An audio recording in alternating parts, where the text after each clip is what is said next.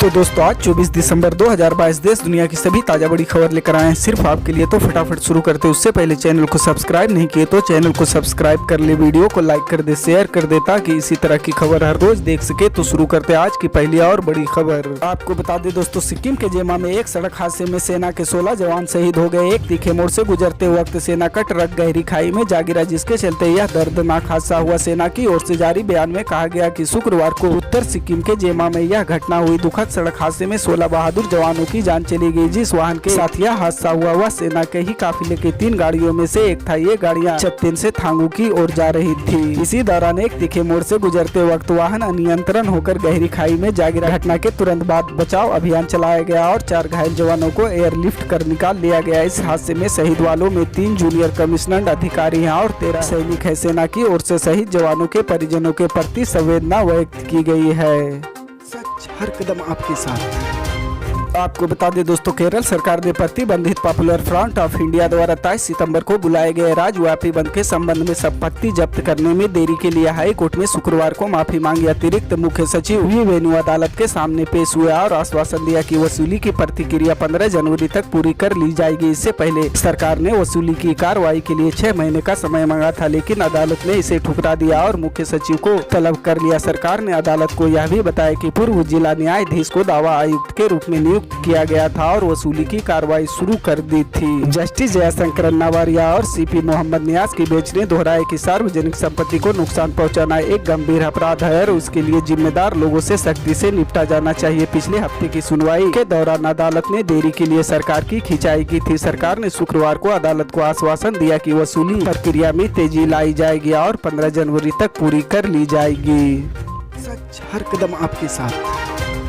आपको बता दें दोस्तों, स्वास्थ्य मंत्री मनसुख मांडविया ने चीन में कोरोना से मचे हाहाकार के बीच भारत में तैयारियों का जायजा लेने के लिए राज्य सरकारों के स्वास्थ्य मंत्रियों के साथ मीटिंग की। इस दौरान सावधानी बरतने, अस्पतालों में बेड, ऑक्सीजन पर्याप्त व्यवस्था पर फोकस करने की बात कही गई। इस बीच केंद्र स्वास्थ्य सचिव राजेश भूषण की ओर से सभी राज्यों और केंद्र शासित प्रदेशों को पत्र लिखा गया, जिसमें कोरोना से निपटने के लिए कुछ जरूरी उपाय बताए गए। खास बात यह है कि इन गाइडलाइंस में किसी तरह की पाबंदी लगाने की बात नहीं कही गई, लेकिन सतर्कता को लेकर कई उपाय बताए गए। केंद्र सरकार की ओर से राज्य को सलाह दी गई कि वे जिला स्तर पर कोरोना टेस्टिंग में इजाफा कर दे। RT-PCR एंटीजन टेस्ट की संख्या बढ़ाने को कहा गया। इन्फ्लुएंजा जैसे बीमारियों के मामले पर सतर्कता बरतने की सलाह दी गई। ऐसे लोगों का डेटा भी केंद्र सरकार से शेयर करने को कहा गया। सरकार का कहना है कि ऐसे मरीजों का भी कोरोना टेस्ट किया जाना चाहिए।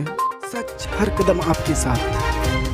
आपको बता दें दोस्तों, उत्तर प्रदेश के मिर्जापुर की रहने वाली सानिया मिर्जा भारत की पहली मुस्लिम महिला फाइटर बन सकती है। दरअसल एक टीवी मैकेनिक की बेटी सानिया मिर्जा राष्ट्रीय रक्षा अकादमी की परीक्षा पास करने के बाद से चर्चा में। शुक्रवार सुबह कई रिपोर्टों में कहा गया कि सानिया मिर्जा भारत की पहली मुस्लिम महिला फाइटर पायलट होगी। हालांकि यह इतना सरल नहीं। भारतीय वायुसेना अपने लड़ाकू पायलटों को चुनने के लिए एक खास प्रक्रिया का पालन करती है। इंडिया टुडे की रिपोर्ट के मुताबिक सानिया मिर्जा को NDA में शामिल होने के लिए चुना गया। अपनी पढ़ाई के लिए उन्होंने अकादमी की फाइटर पायलट स्ट्रीम को चुना। अब भारतीय वायुसेना की फाइटर पायलट बनने के लिए उन्हें कई कोर्स को सफलतापूर्वक पूरा करना होगा। वायुसेना में उनका फाइटर पायलट बनना इस बात पर निर्भर करेगा कि वे NDA में अपनी पढ़ाई के दौरान फाइटर पायलट स्ट्रीम के विभिन्न कोर्स को कैसे पूरा करती है। सच हर कदम आपके साथ।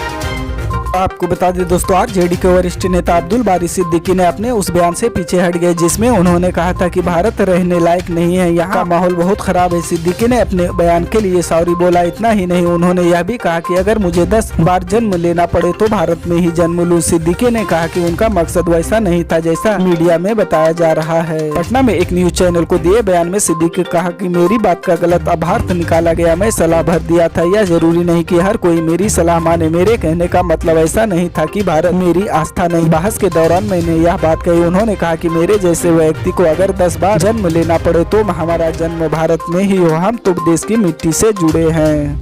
सच हर कदम आपके साथ।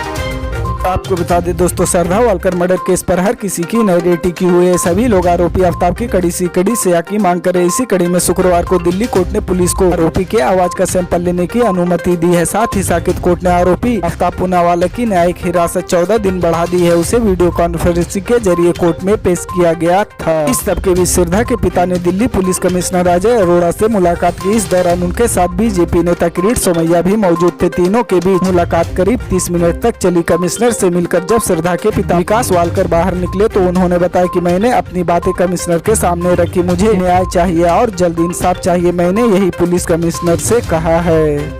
सच हर कदम आपके साथ।